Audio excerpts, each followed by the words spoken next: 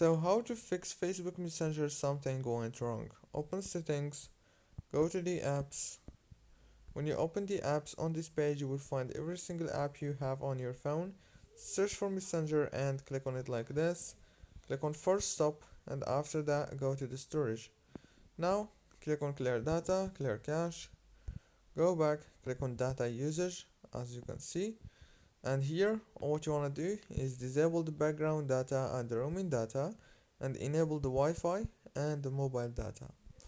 Go back to the settings on your phone, go to the wireless and networks, enable the airplane mode for 6 seconds and after that disable it. And then open the Play Store or the App Store if you have iPhone, search for Messenger and update it easily and fast. So that's it. Don't forget to like, subscribe, and thank you for watching this tutorial until the end.